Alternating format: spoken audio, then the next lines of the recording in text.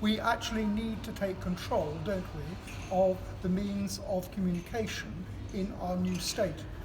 He has talked so rightly of how we can control the press and make sure that they have freedom to actually follow Communist Party lines. I have been given the onerous role of taking on the modification and revolution of the arts.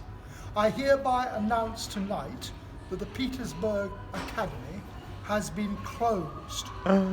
It was a place for elitist art and elitist sons of scions of the nobility to go. In future it will reopen as a palace of the arts to which all people shall be admitted by their talent to show what actually revolution can do.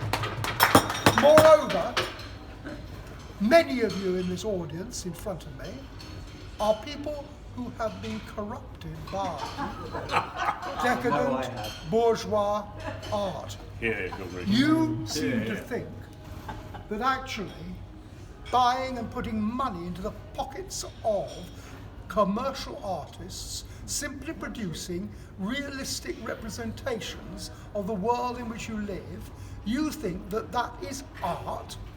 What you are actually doing is merely commissioning them to commemorate your own decadence. Shame. You wish them to paint you in your fancy clothes. You wish them to paint your palatial residences. You wish them to paint the gold and silver from which you so sumptuously eat. Well, not in the future.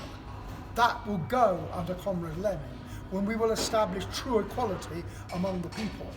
And this requires that what you do is now to think of a new kind of art. You are all bourgeois materialists. You only want to have representations of the real physical world. We are ideologists. We are adopting an ideological approach to the reform of the world. And we can do it in art as well. Because art can communicate not just through representation of objects, but through abstraction. We can abstract from the forms of nature, the things to do with colour and line and space, and we can create out of that a popular art, a poster art, which will actually convey to people at a glance what the messages are of the new revolution, and how, therefore, we can mobilise the masses to actually overcome capitalist society and bourgeois decadent art. Bourgeois art is dead. I call upon you now, all of you here present, to act upon what you need to do. You know where this decadent art is.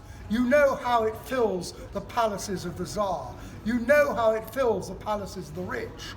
And you also know how Tretyakov has accumulated a vast hoard of these bourgeois representational paintings in his so-called museum, where he tries to con the masses of people into thinking that that is true art.